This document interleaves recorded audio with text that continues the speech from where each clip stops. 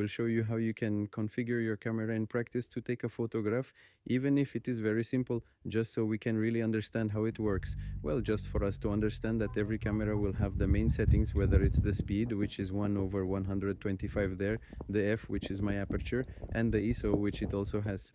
The three settings are basic, which basically every camera will have, especially when we are working in manual mode, and that's exactly what we need to configure to achieve a result that pleases us. In this case, as we can see, my image is completely bright. That's not what we want. We actually want to darken this. Since it's a very cloudy day, our light will be very soft, which greatly helps us in taking a good photograph. But my configuration here, if I take a photo at this exact moment, we see that everything is really very clear, very blown out, and that's not what we want. I will work with my aperture at f1.8 because I want a background blur, precisely to have all this green here, very blurred, very beautiful, very interesting. So I want precisely a lot of aperture, in this case, this f1.8. However, my ISO, I will always work with ISO precisely to not make my image too bright, so I don't need that. And I can increase my shutter speed as much as I want, remembering that my shutter speed will freeze my movement, but that's not even the concern. It's actually to darken my image. So that's basically what I want to do here, darken my image so it doesn't get overexposed or anything. And here we already have our result. In a very simple, very easy way, we can achieve it. Remember, this is not the only configuration we can use to get an interesting result in photography to take a good photo. No, we can also work by increasing our speed more and also by increasing our ISO a little more. For example, we can achieve the same result. If I wanted a different result, I could simply come here and close my aperture, for example, reduce my speed a little, and we would have less background blur when we took our photo. So we would have a very similar photo, but with a much less blurred background, and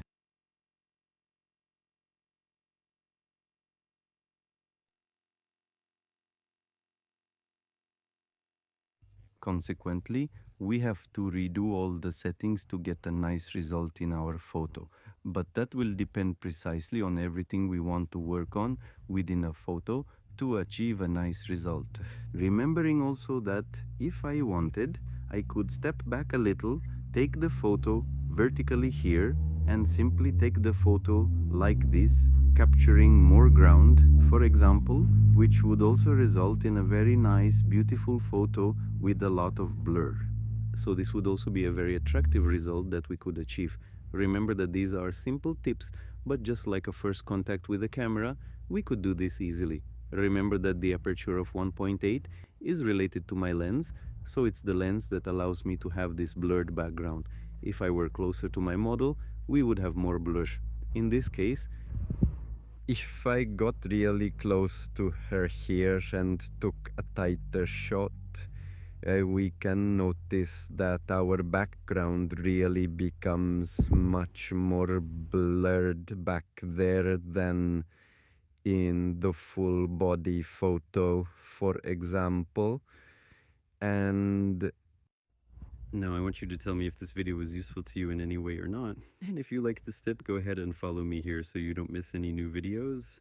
If you want to see more content like this for beginners here on the channel, make sure to follow me so you don't miss out, and also comment here so I know you want to see more content like this. Remember, this is a really basic video, but it's just to understand how the camera settings work directly and so on, without having to make 1001 configurations, so we can make a very simple and easy setup with any equipment. We don't necessarily need to have a Sony, but for example, I started with a Canon. There are several videos here on the channel where I use a Canon, but we can take good photos with them. And if you have any video ideas that you would like to see more of on this channel that I can bring to you, also comment here. Also, don't forget to check the other links in the video description, and see you in the next video. Bye!